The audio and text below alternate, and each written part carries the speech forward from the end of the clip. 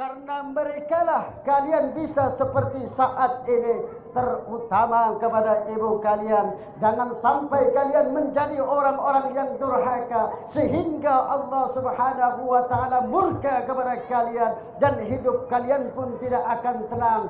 Berkeluarga antara istri dan suami, mereka durhaka dengan orang tua, maka hidupnya tidak akan senang, tidak akan bahagia, baik itu di dunia apalagi kelak di akhirat. Makanya kalau ada yang masih punya orang tua yang selama ini mungkin ada permusuhan, yang selama ini ada percekcokan dengan orang tua kita, bersegeralah kita bertobat. Bersegera kita minta maaf, minta ampun kepada orang tua kita. Kenapa? Dosa kelak akan dibalas di akhirat nanti, dan hukumannya kelak akan dibalas di akhirat nanti.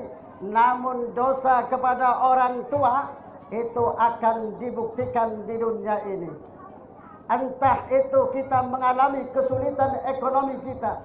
Kenapa? Karena kita sering melawan orang tua, karena kita sering durhaka kepada orang tua. Akhirnya apa? Kita hidup tidak bahagia, berharta, berduit, namun apa yang terjadi? Tidak ada kebahagiaan di situ. Karena kita tidak termasuk orang yang berbakti, tidak berterima kasih kepada kedua orang tua kita. Allah Subhanahu wa taala berfirman, "Anizkur li wa liwalidayk."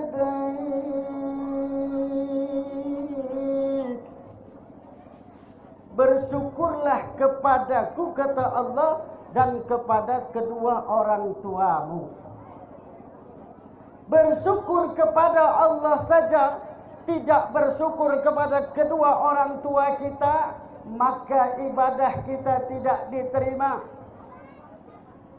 Namun sebaliknya, bersyukur saja kepada orang tua, namun kita tidak bersyukur kepada Allah, sama.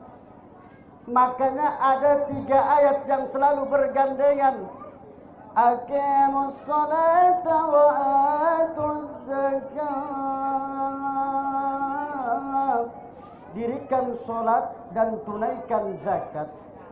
Ati'ullah wa ati'ur rasul. Taat kepada Allah, taat kepada Rasul. Anishkurli wa liwalidayk. Bersyukurlah kepadaku dan kepada kedua orang tua. Salah satu dikerjakan, yang satu tidak diterima. Makanya harus bergandengan. Ati'ullah wa ati'ur rasul. Kita taat kepada Allah, tidak taat kepada Rasul, maka ibadah kita pun tidak diterima. Namun sebaliknya, kita sering taat kepada sunnah Rasul, namun kita tidak pernah taat atas perintah Allah. Salat contohnya, kita abaikan salat padahal salat itu adalah perintah Allah. Makanya kalau kita ingin bahagia, apa kata Ustaz Asanuddin tadi, jalan-jalan ke Indralaya, jangan lupa mampir ke Tanjung Batu. Kalau ingin hidup bahagia, jangan lupa sholat 5 waktu. Setuju? Nah, maka jaga ini. Kalau orang yang tidak sholat, berarti dia termasuk orang-orang yang menyepelekan Tuhannya. Karena itu adalah perintah Allah. Jangan sampai kita meninggalkan sholat. Seorang laki-laki, ar-rijalu qawwamuna 'alan nisa'. Laki-laki itu adalah pemimpin bagi kaum wanita. Jadi dia adalah pemimpin. Dia harus benar-benar menjadi teladan bagi istrinya. Jangan sampai istrinya berbuat hal-hal yang tidak diridhoi oleh Allah Subhanahu wa taala. karena dia adalah kepala rumah tangga, karena dia adalah orang yang mengatur kehidupan istrinya, maka dia harus bertanggung jawab masalah hal-hal yang lainnya. Jangan sampai istri kelaparan, betul. Jangan sampai istri tidak makan, betul. Jangan sampai istri tidak punya tempat tinggal, betul. Jangan sampai istri merana, betul. Jangan sampai istri merasa kesepian, betul. Tugas seorang suami. Jangan sampai istri merana, merasa kesepian karena tidak pernah dia tidur bersama dengan suaminya, betul. Ibu-ibu kalau ditinggalkan lakinya, suaminya tidak pernah tidur bersama, setuju tak? Setuju tak ibu-ibu? Setuju tak? Apa nak gala duitnya baik? Katanya Pak Ustaz, kan yang penting duitnya baik. Benar duitnya baik, betul. Itu juga penting. Ya.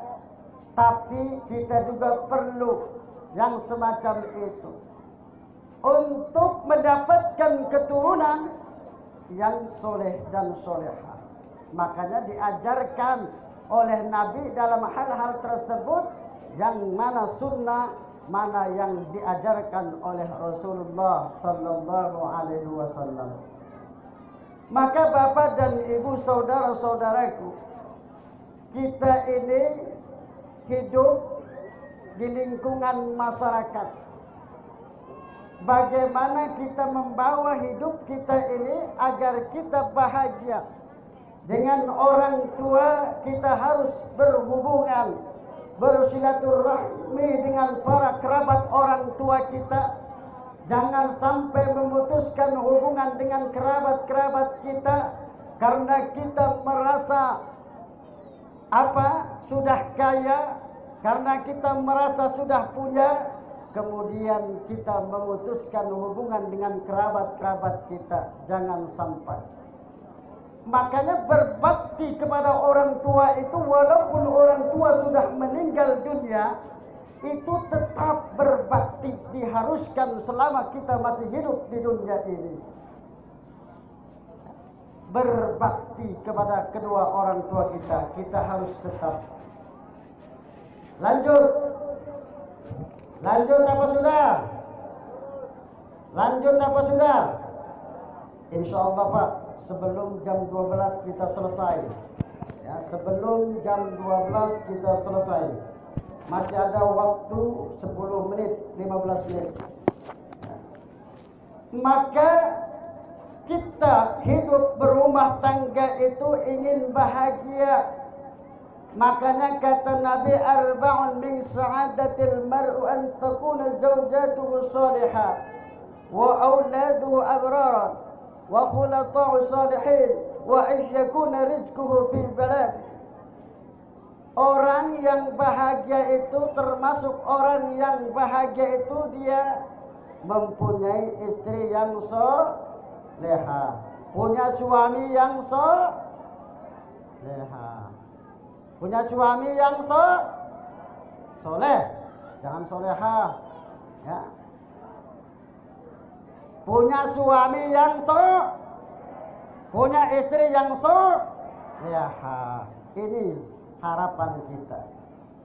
Namun apa yang terjadi di dalam kehidupan, yang soleh mendapatkan yang tidak solehah, yang solehah tidak mendapatkan yang inilah kehidupan. Bagaimana kita menghadapi semua itu? Bersabarkah kita dalam menghadapi ujian dari Allah Subhanahu wa ta'ala? Bersabarkah kita mendapatkan istri yang jahat? Betul. Bersabarkah kita mendapatkan suami yang jahat? Ini harus perlu dengan kesabaran. Makanya kenapa kamu menikah dengan dia? Kenapa kamu mau kawin dengan dia? Kalau sesudah nikah kamu tidak terima dengan pasanganmu. Didik istrimu, didik anakmu, didik suamimu agar mereka benar-benar menjalankan perintah Allah.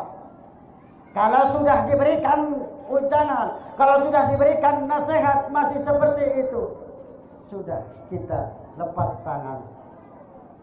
Yang penting tugas pokok itu adalah kita menyampaikan, berdakwah. Yang memberikan hidayah itu bukan kita. Rasul juga mengatakan, bu'istu da'iyan wa muballighan. Aku ini diutus oleh Allah Subhanahu wa taala untuk menyampaikan, untuk menyeru, namun aku tidak sanggup memberikan hidayah kepada orang tersebut. Rasul tidak bisa memberikan hidayah yang